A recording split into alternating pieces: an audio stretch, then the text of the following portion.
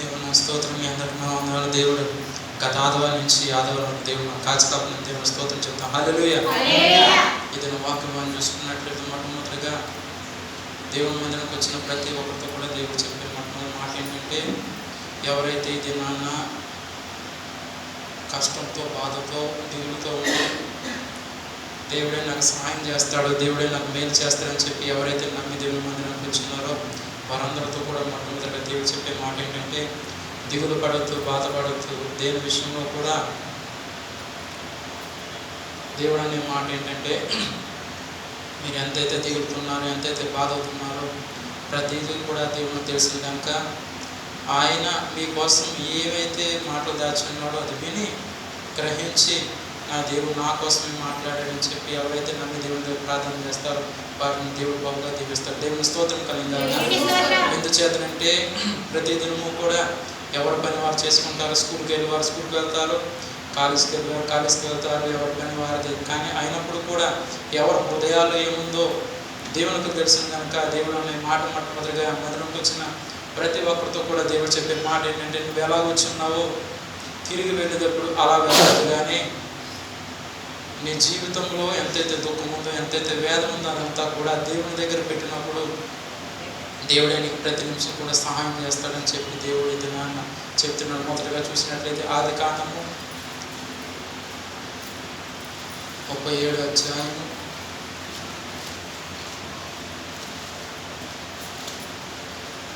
4వ వచనం చూద్దాం.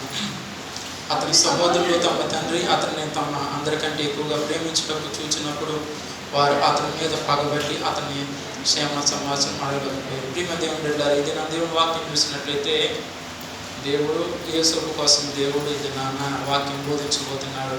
ఇది జీవితంలో చిన్నతనం మొదలుకొని అనేకమైన కష్టాలతో అనేకమైన ఇబ్బందులతో ప్రతి నిమిషం కూడా ఆయన చేసే మంచి పని ఏంటంటే, దేవుని దగ్గర నేను నమ్మకంగా ఉన్నట్లయితే దేవుడు నన్ను కాపాడుతాడని చెప్పి ఎంతగానో దేవుని దగ్గర ప్రార్థన చేస్తాడు. దేవుని స్తోత్రం కలుగాక. మనము కూడా ఎప్పుడైతే దేవుడు మన పట్ల సహాయం చేస్తాడని, ఎప్పుడైతే మనము మేలు పొందుతున్నామని చెప్పి ఎప్పుడైతే నమ్ముతున్నామో, యేసయ్య గారి జీవితంలో జరిగిన ప్రతిదీ కూడా మన జీవితంలో కూడా జరగాలని దేవుని కోరుతున్న క్లుప్తంగా చెప్తాను. ఇక్కడ చూసినట్లయితే 37 అధ్యాయం నేను చదువుతాను. 1వ వచనం, యాకోబు తన తండ్రి పరదేశవాసిగా ఉండిన కానాను దేశంలో నివసించను. యాకోబు వంశవాళిది. ప్రేమ దేవుని బిడ్డలారా, ఇక్కడ చూసినట్లయితే తన తండ్రి అయిన యాకోబు పరదేశి అనగా ఒక ప్రాంతం విడిచిపెట్టి వేరే ప్రాంతంలో ఆయన ఒక కొత్త వ్యక్తిగా నివసిస్తున్నప్పుడు దేవుడు చేసిన పని ఏంటంటే 2వ వచనం, యాకోబు వంశవాళిది. యేసయ్యకు 17 ఏళ్ల వాడై తన సహోదరులతో కూడా మందను వేపుచుండెను. అతడు చిన్నవాడై తన తండ్రి భార్యలైన జిల్పా కుమారుల యొద్దను ఉండెను. అప్పుడు యేసయ్యకు వాడి చెడుతను కూర్చే సమాచారం వారి తండ్రి యొద్దకు తెచ్చుచుండు. వాడికి ప్రేమ దేవుని బిడ్డల జాగ్రత్తగా గమనించండి. తండ్రి ఏమో కొత్త ప్రదేశంలో ఉన్నాడు, ఆయనకి చక్కనే 2 భార్యలు ఇచ్చున్నాడు. భార్యలు ఇచ్చినప్పుడు వారికి కూడా చక్కనే సంతానం కలిగింది. కానీ వారికంట శ్రేష్టంగా మంచి ప్రవర్తన కలిగి యేసయ్య గారు ఉండడానికి దేవుడు సాయం చేసింది. దేవుని స్తోత్రం కనుక. నేను చిట్ట చివరి పుట్టిన వ్యక్తిగా ఉన్నాడు. చిట్ట చివరి పుట్టిన వ్యక్తిగా ఉన్నప్పుడు తండ్రి అందు చాలా ప్రేమ కలిగి ఉన్నాడు. తండ్రి ప్రేమించున్నాడు, కుమారుడు కూడా తండ్రిని ఎంతగానో ప్రేమించినప్పుడు అనాథములు ఏం చేస్తున్నారని చెప్పి ప్రతి నిమిషం కూడా వారు చేసే ప్రతి పనిని కూడా ఉదయం నుంచి సాయంత్రం వరకు వాడుతూ ఉంటూ చిట్ట చివరిన వారందరూ కూడా ఇంటికి చేరినప్పుడు ఈయన మటుకు తన తండ్రి వెళ్ళి ఒకటే మాట చెప్పాడు, నాయన ఉదయం నుంచి సాయంత్రం వరకు నాతో పాటు ఉన్న అన్నాలు ఈ పని చేస్తున్నారని చెప్పినప్పుడు అక్కడ వరకు బాగుంది. మంచి చేసినట్లయితే మంచి చెప్పేవాడు, వారు చెడ్డ పనులు చేసినప్పుడు చెడ్డ పనులు చెప్పేవాడు. ఎప్పుడైతే ఈ మాటలు వింటున్నారో అన్నదమ్ములు కూడా అమ్మో తండ్రితో ఇవన్నీ విషయాలు చెప్పేస్తున్నాడు కనుక మనము వీడిని చాలా జాగ్రత్తగా చూసుకుంటూ వాడు మన దగ్గరికి రాకుండా మనం దూరంగానే మనము ఉంటూ మన పని మనం చేసుకోవాలి. లేకపోతే వీడు ఏ మూలకి వెళ్ళినప్పుడు కూడా ప్రతి ఒక్క సమాచారము తండ్రికి చెప్పేస్తున్నారని చెప్పి వారు ఒక ఆలోచన కలిగి ఉన్నారు. ఆలోచన కలిగి ఉన్నప్పుడు తండ్రి కూడా ఏం చేస్తున్నారో చూద్దాం. ఇలాంటి విషయాలు తండ్రి దగ్గరికి యూసఫ్ గారు ఎప్పుడైతే చెప్తున్నారో తండ్రి కూడా ఆయన విడిచిపెట్టకుండా ఏం చేస్తున్నాడు. 3వ వచనం, మరి యోసేపు ఇజ్రాయేలు వృద్ధాప్యం మీద పుట్టిన కుమారుడు కనుక తన కుమారులందరికంటే ఎక్కువగా అతను ప్రేమించి అతను కొరకు విచిత్రమైన నీరు కుట్టించాను. ఇక్కడ జాగ్రత్తగా గమనించండి. ఎప్పుడైతే తండ్రి దగ్గరికి ఈ సేవ సమాచారము వారు చేస్తున్న మంచి కావచ్చు చెడు కావచ్చు తీసుకుని వచ్చి అవన్నీ కూడా తాళ్ళలో గుర్తుపెట్టుకుని తండ్రితో ఎప్పుడైతే చెబుతున్నాడో చెప్పిన మాటను బట్టి తండ్రి ఎంతగానో సంతోషించున్నాడు. సంతోషించి ఒక చక్కనైన మంచి వస్త్రాన్ని కుట్టించాడు, తనకు మంచి బట్టలు వేసాడు. మొట్టమొదట అన్నదమ్ములు చేసిన పని ఏంటి? తమ్ముడేమో మంచి అయితే మంచి చెప్తున్నాడు, చెడు అయితే అవన్నీ కూడా తీసుకొచ్చి చెప్తున్నాడు. ఇలాంటి వాడికి నాన్న మంచిగా బట్టలు కుట్టిస్తున్నాయని చెప్పేవారు ఒక పక్కనేమో వాడిని దూషిస్తూ రెండో పక్కన తండ్రి కుట్టిస్తున్న వస్త్రాలు కూడా చూసి వారు ఎంతగానో ఏంటి మాకు కొట్టకుండా వీడికి కొడుతున్నారని చెప్పి అభిప్రాయం కలిగినప్పుడు జాగ్రత్తగా గమనించండి. దేవుడు చక్కనైన బిడ్డగా యోసేపుని ఇచ్చినప్పుడు మొదటి నుంచి చివరి వరకు కూడా దేవుడు చేసిన కార్యం ఏంటంటే మనుషులతో ఎప్పుడైతే మనకున్న సమస్య చెప్పుకున్నా, మనకున్న బాధ చెప్పుకున్నా, మనకున్న సంతోషం చెప్పుకున్నా చూసి వారు చక్కగా చప్పుడు చేస్తారు. చూసి వారు చేసే పని ఏంటంటే చక్కగా వినొచ్చు, చక్కగా గ్రహించవచ్చు, కానీ వారు ఒక రోజు 2 రోజులు మనతో ఉంటారు కానీ జీవితకాలం ఉంటారా? ఉండరు. దేవుని స్తోత్రం కలగాక. అదే రీతిగా యోసేపు కూడా దేవుని దగ్గర ప్రార్థన చేస్తున్నాడు, మంచిగా విజ్ఞాపన చేస్తున్నాడు, దేవునితో మంచి సాంగత్యం కలిగి ఉన్నాడు. అలాగే తండ్రితో కూడా మంచి సాంగత్యం కలిగి ఉన్నాడు. మంచి సాంగత్యం కలిగి ఉన్నప్పుడు దేవుడు ఏం చేస్తున్నాడంటే ప్రతి విషయంలో కూడా పరలోకం నుంచి దేవుడు యోసేపును దీవించాడు. భూమి మీద ఉన్న తండ్రి ప్రేమను బట్టి కూడా తండ్రి ద్వారా ప్రేమించబడినప్పుడు అన్నదమ్ములు ఏం చేసిన చూద్దాం 4వ వచనం. అతని సహోదరులు తమ తండ్రి అతని తమ అందరికంటే ఎక్కువగా ప్రేమించడం చూసినప్పుడు వారు అతని మీద పగబట్టి అతని క్షేమ సమాచారం అడగలేక పోయి ఇక్కడ చూసినట్లయితే అప్పటి వరకు బాగున్నారు. కొద్ది దినాలు గడిచిన తర్వాత వీరిలో ఒక బుద్ధి పుట్టింది. ఏంటంటే తండ్రికి మేము బిడ్డలుగా ఎంతోమంది ఉన్నాము, అయినప్పుడు కూడా ఎందుచేత మమ్మల్ని కొద్దిగా ప్రేమిస్తున్నాడు, సంపూర్ణంగా తమ్ముడిని ఎక్కువగా ప్రేమిస్తున్నాడు అని చెప్పి తమ్ముడి యొక్క సమాచారం తండ్రికి చెప్పకుండా మీరు ఏం చేస్తూ ఉండేవారంటే అన్నయ్య ఇళ్ళ దగ్గరికి ఎప్పుడైనా తమ్ముడు వెళ్ళేవాడు, అనగా యూసుఫ్ గారు వెళ్ళేవారు. వెళ్ళినప్పుడు వారు ఒక ప్రాంతం నుంచి వేరే ప్రాంతం వెళ్ళినప్పుడు ఏదో ఒకలాగా తండ్రికి ఆ సమాచారం చెప్పేవాడు. ఏమని?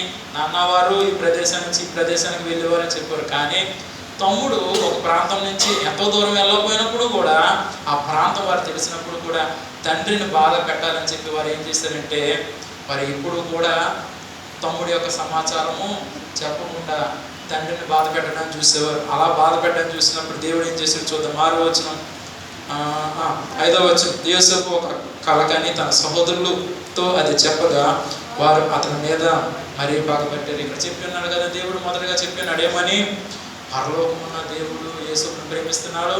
అదే రీతిగా చివరిగా పుట్టిన సంతానంలో ఉన్న యోసేపుని తండ్రి కూడా ప్రేమిస్తున్నాడు. తండ్రి పని తండ్రి చేస్తున్నాడు, పరలోక రాజ్యంలో ఉన్న దేవుడు కూడా పనిచేస్తున్నాడు. ఏమనంటే ఈయనకి చక్కటి కళ వచ్చింది. కళ వచ్చినప్పుడు ఆ కళ భావాన్ని ఆయనకు తెలియకపోయినప్పుడు కూడా తండ్రికి తెలుసు. అయినప్పుడు కూడా ఆ తండ్రి యోసేపు గారి తండ్రి అది చెప్పకుండా మరుగు చేస్తున్నాడు. అయినప్పుడు కూడా ఇలాంటి కళ వచ్చిందని చెప్పి అప్పటికే తమ్ముడి మీద కోపంతున్నారు, చక్కని వస్త్రాలు కుట్టించున్నారు, కోపంతున్నారు. ఎప్పుడైతే కళ వచ్చిందో ఆ కళ ద్వారా కూడా ఇంకా వాళ్ళు గలిబిలి అయిపోతున్నారు. ఆ కళలో ఏమైందో చూద్దాం. పగబట్టి 6వ వచనం. అతడు వాళ్ళని చూచి నేను కనిన ఈ కళను మీరు దయచేసి వినుడి. అదేమనగా మనము చేనులో పనులు కట్టుచుంటే నా పనులు ఇచ్చి నిలిచి ఉండగా మీ పనులు నా పనులను చుట్టుకొని నా పనుకు శాస్త్రాన్ని చేసిందని చెప్పిన ప్రేమ దేవుని బిడ్డలు జాగ్రత్తగా గమనించండి. కళ చెప్తానన్నాడు. ఓరు బాబు వీడికి ఏదో మంచి కళ వచ్చింది, ఈ కళ చెప్పాడంటే ఇప్పటికే మమ్మల్ని మేమేం చేస్తున్నాము ప్రతి పని కూడా కనిపెడుతున్నాడు, తండ్రితో చెప్పేస్తున్నాడు.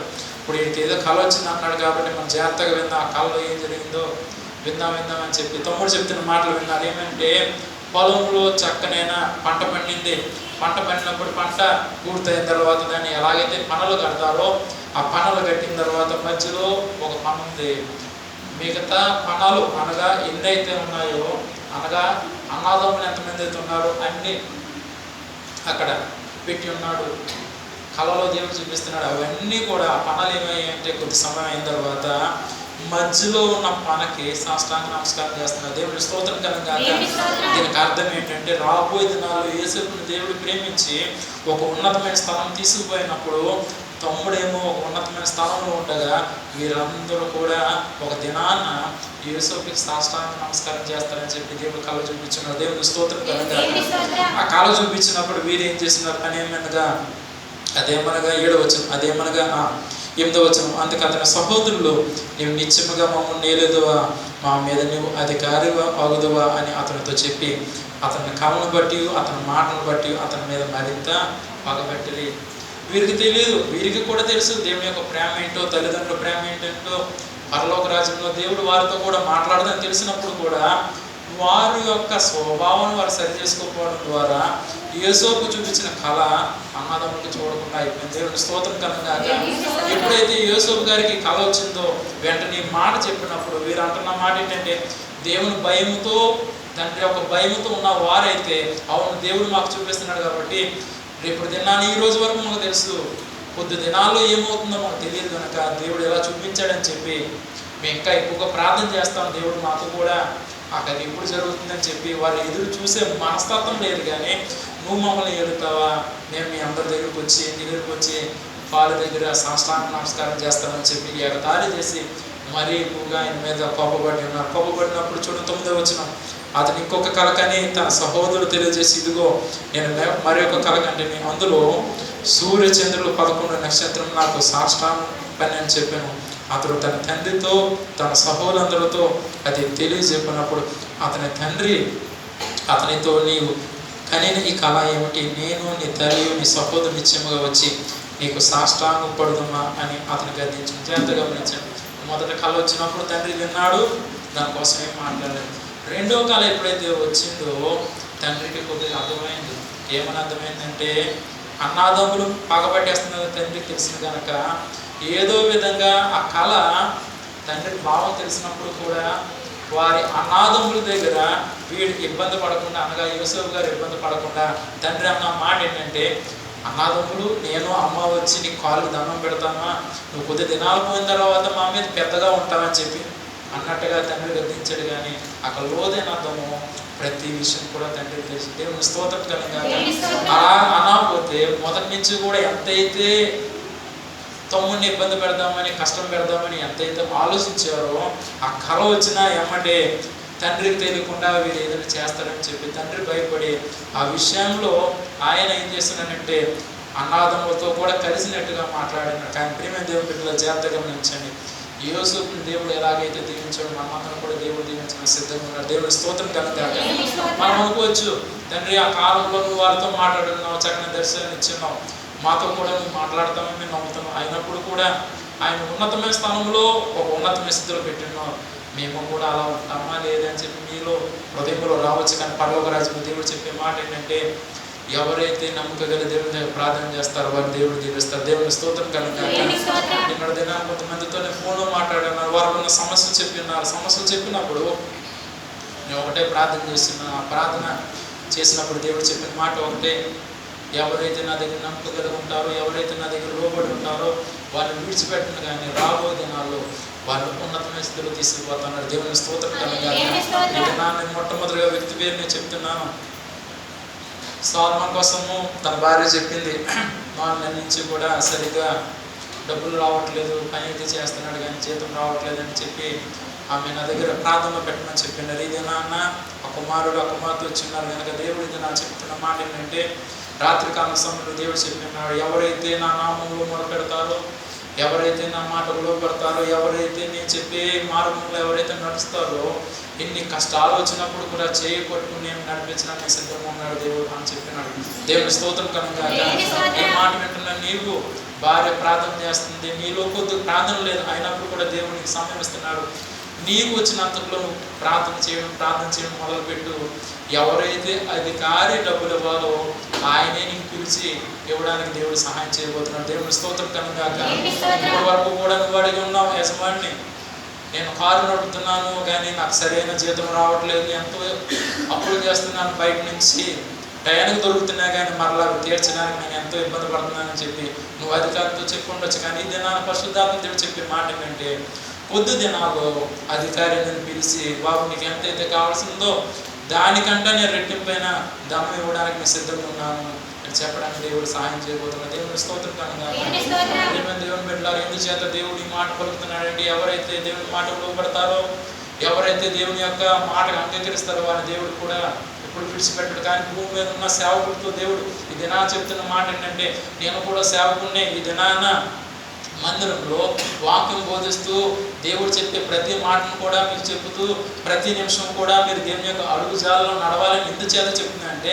ఇప్పుడు వాక్యాన్ని వింటున్నారు మీరు, సాయంత్రకాల సమయంలోనే తెలియని రీతిగా దేవుని రాకడ వచ్చినట్లయితే ఎంతమంది దేవుని రాజ్యంలో చేరతారని చెప్పి హృదయపూర్వకంగా మీ యొక్క కుడి చేయి తీసుకొని మీ గుండె మీద పెట్టుకొని ఎవరు వెళ్తారని చెప్పినట్లయితే అందరూ చేతులు పైకెత్తచ్చు, అందరూ గుండె మీద చేయొచ్చు పెట్టవచ్చు. కానీ నాకు తెలియదు కానీ పరలోక రాజ్యంలో దేవుడికి అన్నీ తెలుసు. దేవుని స్తోత్రం కనుక ఎంతమంది వెళ్తారో, ఎంతమంది భూమి మీద ఉండిపోతారో, ఎంతమంది శ్రమలు పడతారు. కాబట్టి ఇది నాన్న సేవకుడు కానీ చెప్పేది ఏంటంటే, అనేక మంది వాక్యాలు ఉన్నాయి, అయినప్పుడు కూడా దేవుడు ఒకటే మాట చెప్తున్నాడు. ఎన్ని వాక్యాలు విన్నప్పుడు కూడా నీ హృదయం సరి లేకుండా, నీ మనసు సరి లేకుండా, ఈ లోకంలో ఉన్న ఆనందం కోసము, ఈ లోకంలో ఉన్న సంతోషం కోసము, ఈ లోకం ఇచ్చే ప్రతి ఒక్క మేలైన కరమైన జీవితం కోసం పరిగెట్టినట్లయితే కొద్ది దినాల వరకు బాగుంటుంది. తర్వాత నేను పట్టించుకున్నవాడు ఎవరూ లేరు, నీ సహాయం చేసేవాడు ఎవరూ లేరు. అందుకే దేవుడు అంటున్నాడు, దిగులు పడకు, భయపడకు, నేను నీకు తోడుకున్నాను. ఆ దినాన్ని యోసేపుకి ఎలాగైతే తోడుకున్నామో అదే రీతిగా మీకు కూడా దేవుడు తోడుకున్నాను చెప్తున్నా. దేవుని స్తోత్రం కనుక ఎప్పుడైతే 2 కాళ్ళు వచ్చినాయో తండ్రి చేసిన పని ఏంటంటే అన్నాదమ్ములతో కూడా కలిసినట్టుగా ఉన్నాడు, కానీ అన్నాదమ్ములతో కలవలేదు. కానీ ఎక్కడ అన్నదమ్ములు యోసేపుని ఏం చేస్తారని చెప్పి దిగులతో ఈ మాటలు పలుకుతున్నారు. తర్వాత 12వ వచనం, అతని సహోదరులు షెకెములో తన తండ్రి మందను మేపుటకు వెళ్ళి, అప్పుడు ఇశ్రాయేలీయులు యోసేపుని చూచి, నీ సహోదరులు షెకెములో మంద మేపుచున్నారు, నిన్ను వారి ఎదుగు పంపేదను రమ్మన్నప్పుడు అతడు మంచిదని అతనితో చెప్పిన. ప్రియమైన జాగ్రత్తగా గమనించండి. కొద్ది సమయం గడిచింది, కొద్ది రోజులు గడిచిన్నాయి. కొన్ని రోజులు గడిచిన తర్వాత అన్నదమ్ములు ఒక ప్రాంతం నుంచి వేరే ప్రాంతానికి గొర్రెలు మేపుకోవడానికి, గొర్రెలు మేకలు గాడిదలు మేపుకోవడానికి వారు వెళ్ళిపోయి ఉన్నారు. ఆ విషయం తెలిసిన తండ్రి ఏం చేస్తున్నాడంటే, మీ అన్నదమ్ములు అంత దూరంలో ఉన్నారు కనుక నీవు కూడా ఆ ప్రాంతం వెళ్ళి వారి క్షేమ సమాచారం నాకు చెప్పు, లేనట్లయితే వారికి చక్కనైన భోజనం పట్టుకెళ్ళి ఆ మధ్యకాల సమయంలో వారు భోజనం చేసిన తర్వాత మరలా ఆ పాత్ర నా దగ్గర తీసుకురా అన్నట్టుగా తండ్రి చెప్పినాడు. తండ్రి చెప్పినప్పుడు ఇక జరిగిన విషయం 14వ వచనం, అప్పుడు అతను వెళ్ళి నీ సహోదరు క్షేమమును మంద క్షేమము తెలుసుకుని నాకు వర్తమానం తెమ్మని అతనితో చెప్పి హెబ్రోనులో లోయ నుండి అతను పంపాను. అతడు షెకెమునకు వచ్చిన. దేవుని స్తోత్రం కనుక ఆయన ఉన్న ప్రాంతం ఏమనగా హెబ్రోను అనే లోయలోకి ఆయన వెళ్ళి ఉన్నాడు. కానీ ఆయన మొట్టమొదటి ప్రయాణం చేసిన ప్రాంతం పేరు షెకెము. ప్రేమ దేవుని బిడ్డలారా, జాగ్రత్తగా గమనించండి.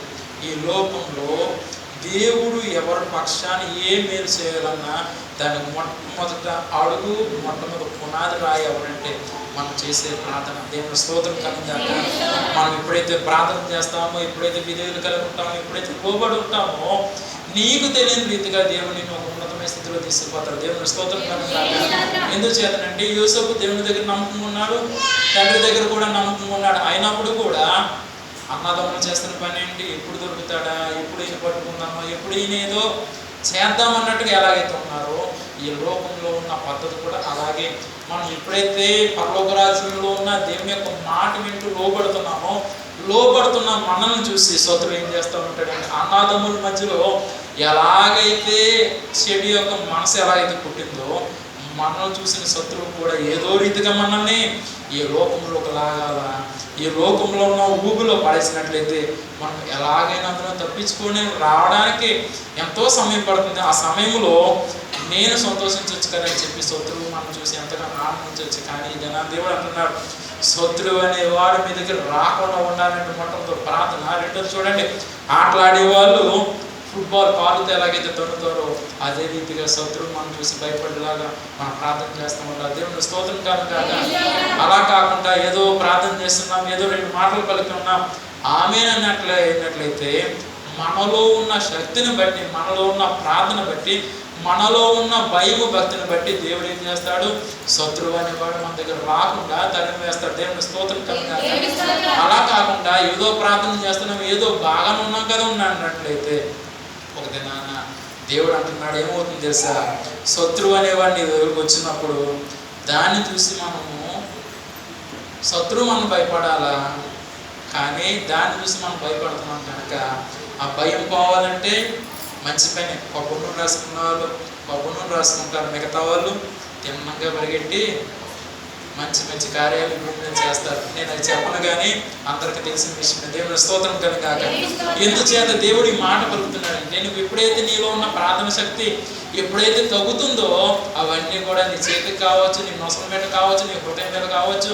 అన్నీ అంటుకుంటాయి. అలా కాకుండా నువ్వు ఎప్పుడైతే నమ్మకం కలిగి నీకు వచ్చినంతలోనే ప్రార్థన చేసినట్లయితే ఆ వస్తున్న శత్రువుని నుంచి జయించడానికి ఇస్తారు. దేవుని స్తోత్రం కనుక అలా కాకుండా నేను ఉపవాసం ఉన్నాను, దేవుని దగ్గర ప్రార్థన చేస్తున్నాను, నేను నమ్మకం ఉన్నాను, ప్రతిరోజు కూడా దేవుని దగ్గర భయంతో భక్తితో ఉన్నానని చెప్పి పైకి చెప్పుకున్నట్లయితే పై రూపం దేవుడు చూడడు, హృదయంలో ఉన్నదాన్ని దేవుడు పరీక్షిస్తున్నాడు. దేవుని స్తోత్రం కనుక ఎప్పుడైతే దేవుడు హృదయంలో పరీక్షిస్తున్నాడో ఆ పరీక్షిస్తున్న దాన్ని బట్టి మనకు రాబోయే దినాల్లో మంచి కార్యాలు జరుగుతాయి.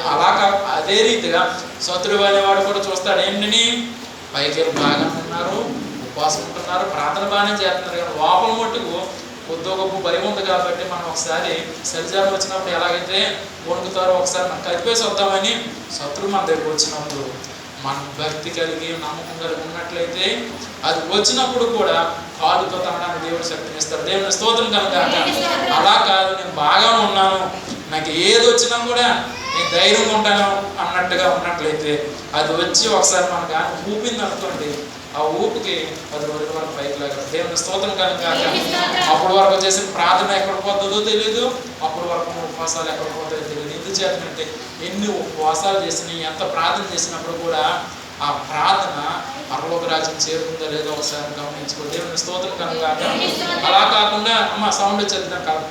కానీ దేవుడు అంటున్నాడు, నీకు నచ్చిన రీతిగా నువ్వు జీవించడం కాదు, నీకు నచ్చిన రీతిగా నువ్వు ఈ లోకంలో తిరగడం కాదు, నీకు నచ్చిన రీతిగా నీవు ఏదైతే కోరుకుంటున్నావో అవన్నీ నా దగ్గర రావట్లేదని చెప్పి నువ్వు దిగులు పడుతున్నావేమో. దిగులు పడుతున్నా నీకు దేవుడు అంటున్నాడు మరీ ఎక్కువగా ఆశీర్వాదం ఇవ్వడానికి దేవుడు సిద్ధంగా ఉన్నాడు. దేవుని స్తోత్రం కనుక దేవుడు ఇచ్చే సమయం ఎలా ఉంటుందంటే చూడండి, జాగ్రత్తగా గమనించండి. ప్రతి ఒక్క ఊర్లో బట్టల షాపులు ఉంటాయి. అమ్మేవాడు చేసే మంచి పని ఏంటంటే బాగా అమ్ముడవుతాయని చెప్పి డిస్కౌంట్ ఆఫర్లు పెడతాడు. అది కూడా ఎలాగంటే ఎక్కువ రోజులు పెట్టడం, 1 రోజు 2 రోజులు 3 రోజులు పెడతారు. దేవుని స్తోత్రం కనుక పెట్టినప్పుడు ఆ వస్త్రాలు పొద్దుమట్టుకు ఉన్నాయి అయినప్పుడు కూడా డిస్కౌంట్ పెట్టినప్పుడు ఆ యజమానికి ఏ ఇబ్బంది లేకుండా మనుషుల మధ్యలో కూర్చుంటాడా, వాడు చిట్ట చివరి ఏదో మూల కూర్చుంటాడు. ఎందుకంటే మనుషుల యొక్క తాకిడి అలా ఉంటుంది. కాబట్టి ఆ డిస్కౌంట్ ఎప్పుడు పోతుందా ఎప్పుడు అయిపోతుందా అనకముందే రాకముందే పరిగెడతారు. ఆ వస్త్రాలు కావచ్చు, ఏదైనా సామాన్లు కావచ్చు, అవన్నీ కావచ్చు. కానీ అక్కడ అమ్మే యజమాని ఎవడైతే ఉన్నాడో వారి మధ్యలో ఉన్నట్లయితే వాడు చాలా ఇబ్బంది పడతాడు. కనుక వాడు చేసే పని ఏంటంటే ఎక్కడో మూల కూర్చొని ఇంకా మనుషులు ఎక్కువ తాకిడి ఎక్కువ అవుతుంది. కనుక వాడు ఏం చేస్తాడు, ఆ 3 రోజులు ఉన్నది 4 రోజులు 5 రోజులు అలా పెంచుకున్నప్పుడు నెమ్మదిగా ప్రోటీన్ పోతుంది. అవునా కాదండి? ఎందుచేతనంటే డిస్కౌంట్ కోసమే మనం ఇంత అలా పరిగెడుతున్నప్పుడు, ఉచితంగా దేవుని యొక్క దీవెన ఇస్తున్నప్పుడు దేవుని దగ్గర నువ్వు ఎంత స్పీడ్గా పరిగెడుతున్నావు ఒకసారి ఇది నాన్న నీ హృదయంలో నీ మనసులో ఆలోచించుకున్న దేవుడు చెప్తున్నాడు. దేవుని స్తోత్రం కనుక డిస్కౌంట్ కోసం నువ్వు పరిగెడుతున్నావు, కానీ దేవుడు అంటున్నాడు 1 రోజు 2 రోజుల కోసం నువ్వు డిస్కౌంట్ కోసం పరిగెడుతున్నట్టే జీవితాంతము కూడా నీ చేపట్టుకుని నడిపించడానికి తల్లిదండ్రులు ఎలాగైతే నీకు తోడుకున్నారో, వారు ఉన్నా వారు లేకపోయినప్పుడు కూడా నీ చేపట్టుకుని నడిపించడానికి నీ గమ్యం ఏదో నీకు తెలివి చెప్పడానికి దేవుడు చివరి వరకు నీతో ఉండడానికి దేవుడు సిద్ధంగా ఉన్నాడు. దేవుడు స్తోత్రం కనుక బయట ఎక్కడికైనా వెళ్ళాలంటే, ఏదైనా పార్కు వెళ్ళాలన్నా, ఏదైనా హోటల్కి వెళ్ళాలన్నా ఎంత తెలిసిన వాడైనప్పుడు కూడా 1 రోజు 2 రోజులు భోజనం పెడతాడు. ప్రతిరోజు ఫ్రీగా పెట్టేస్తాడా?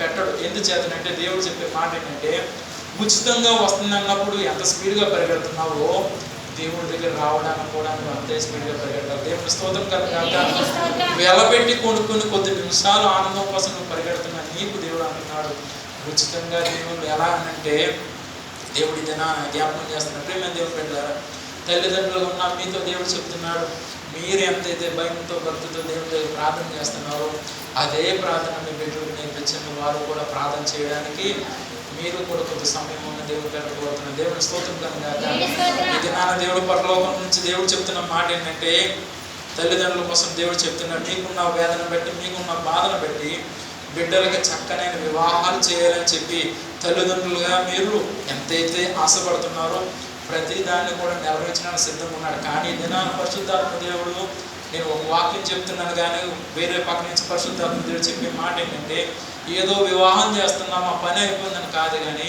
బిడ్డలకు ఏదైతే నచ్చిందో దాని పక్షాన్ని పొమ్మని దేవుడు చెప్తున్నారు. దేవుని స్తోత్రం కలుగాక. అలా కాకుండా నీకు నచ్చిన రీతిగా నువ్వు నడిచినట్లయితే తర్వాత ఏ సమస్య వచ్చినప్పుడు కూడా దేవుడు ఒకటే మాట చెప్తున్నాడు, నా పూజ కాదని దేవుడు ఇప్పుడే చెప్పమన్నాడు. దేవుడి స్తోత్రం కలుగాక. ఎందుచేతనంటే ప్రతి ఒక్క తల్లిదండ్రులు ఒక మనసులో ఏముంటుందంటే నా బిడ్డలు ఉన్నతమైన స్థానంలో ఉండాలా, వారు ఒక మంచి స్థితిలో ఉండాలని కోరుకున్నారు బాగుంది. కొద్ది దినాలు పోయిన తర్వాత చక్కగా పెళ్ళి అవుతుంది. భార్య భర్తలుగా ఉన్నవాళ్ళు ఎక్కడ ఉంటారు, తల్లిదండ్రులు ఉన్నవాళ్ళు ఎక్కడ ఉంటారు?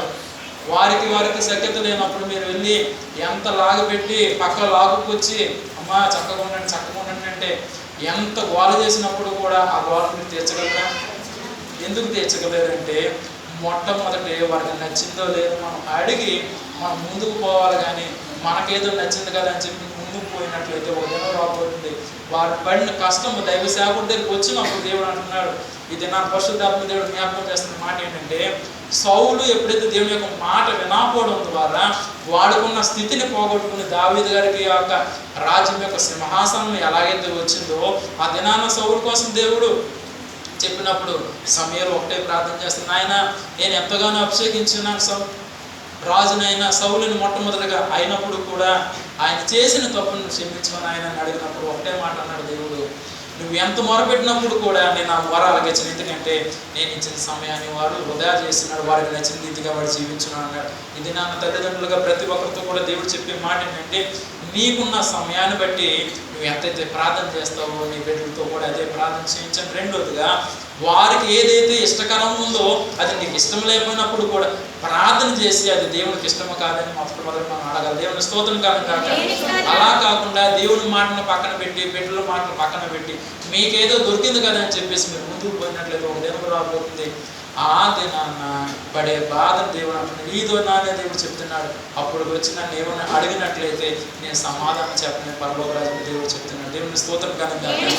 అందుకే మరలా దేవుడు జ్ఞాపకం చేస్తున్న విషయము తల్లిదండ్రుల కోసం ఈ దినాన్ని దేవుడు చెప్తున్న మాట ఏమనగా ఎక్కువగా ప్రార్థన చేయండి. దేవుడు రాక చాలా సమయం ఉంది, దేవుడు సమయం చెప్పలేదు, కానీ ఎప్పుడైతే నువ్వు సిద్ధం కలుగుంటున్నావో ఒక యుద్ధంలో శత్రువును జయించడానికి ఎలాగైతే యుద్ధ వీరుడిగా ఎలాగైతే వాడు తరఫీదు పొంది వాడి దగ్గర ఆయుధాలు పట్టుకుని ఎలాగైతే ముందుకు సాగిపోతూ ఉంటాడో శత్రువు ముందుకు వస్తున్నప్పుడు కూడా అదే రీతిగా బైబిల్ అనే ఖడ్గాన్ని పట్టుకుని నీ నోటిని ఒక బోరగా ఎప్పుడైతే ప్రార్థన చేస్తావో శత్రువు అనే వాడిని ఎలాగైతే సైనికుడు చేయిస్తాడో మన జీవితంలో వచ్చే ప్రతి ఒక్క ఇబ్బంది నుంచి దేవుడు విడుదల చేస్తాడు. దేవుని స్తోత్రం కనుక.